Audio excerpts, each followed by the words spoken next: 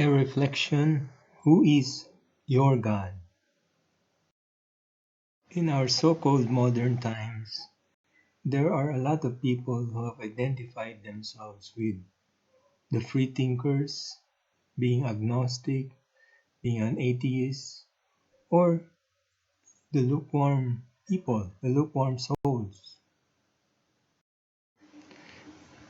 There are even people recruiting others to join them not to believe God.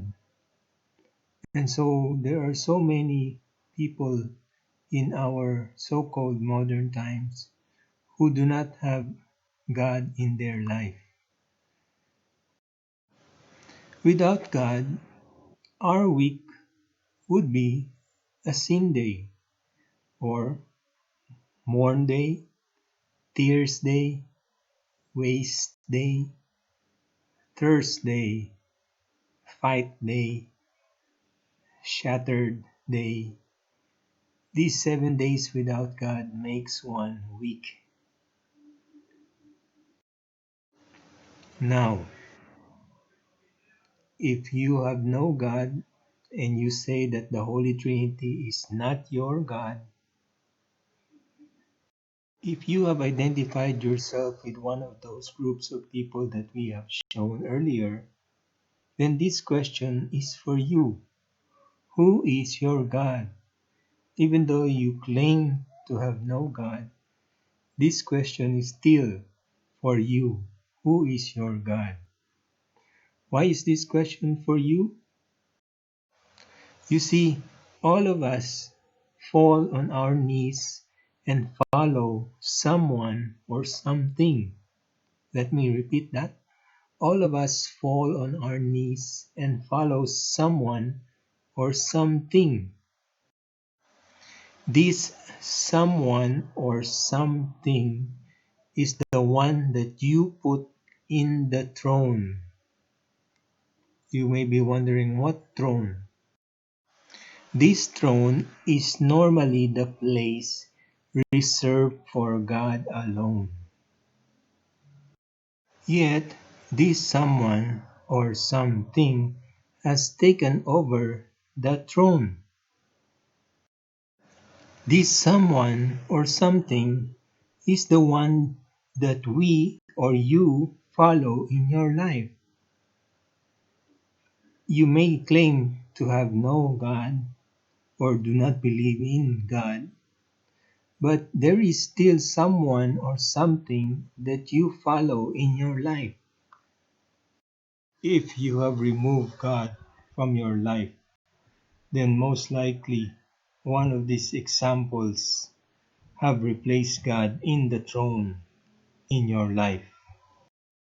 So here are the lists: money, pleasure, adventure thrills, power, sin, self, the devil. If you have removed God in your life, then any of these in the list have become your God. And these are all false gods. Is pleasure running your life right now? Is money the one that you are following? Are you living in sin? Are you all but adventure and thrills? Are these the only things that you care about? Or you don't follow anyone except yourself? You don't follow your God, the Trinity, except yourself. You have made yourself your own God. Or if you have rejected God and followed the devil. So these are the 7 false gods. This slide shows us how we, being dependent on material things, can replace God. From the first degree to the 4th degree, which is the worst, let's take a look at how our dependence on material things can take over the place of God. In the first degree, it darkens our judgment and weakens our will because we have become dependent on material things. In the second degree, there is already extreme lukewarmness in spiritual matters and carelessness about them. If you see yourself here, then you are in the second degree.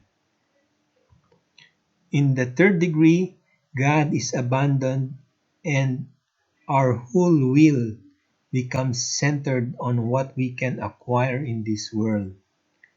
If you are so focused on acquiring something about this world, then you are in the third degree. In the fourth degree, which is the worst, material possessions have taken the place of God. You have made these material possessions your own God. Now let me ask you a question. Do you go to church regularly on Sundays? If you say no, it is most likely that you have replaced God already. Which of these have replaced God in your life? Is it money? Is it pleasure? Is it adventure, thrill? Is it self?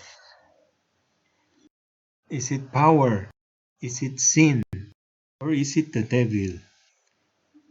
If you do not go to church regularly on a Sunday, then one of these seven is the reason why you don't go, and you have replaced God with this in the list.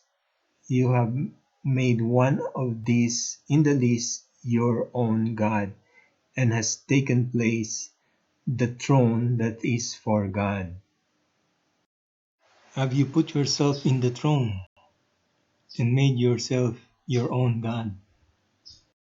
Have you made your career more important than God?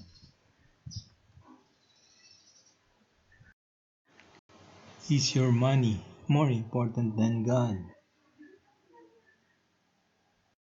Are thrills controlling your life right now? Your life is short.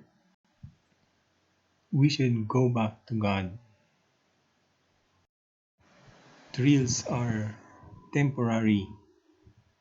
We should spend more time with God. Are adventures controlling your life right now?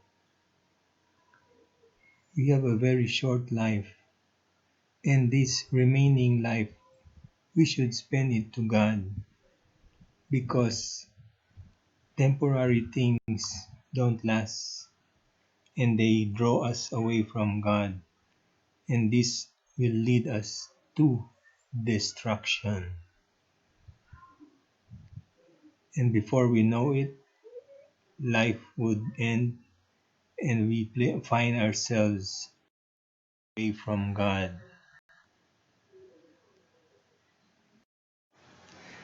What we should do with our remaining life is to go to God, return to God. We should use our remaining life to go back to God. Life without God is meaningless. It has no ultimate significance, value, or purpose. The concept of morality loses all meaning in a universe without God. In a universe without God, good and evil do not exist.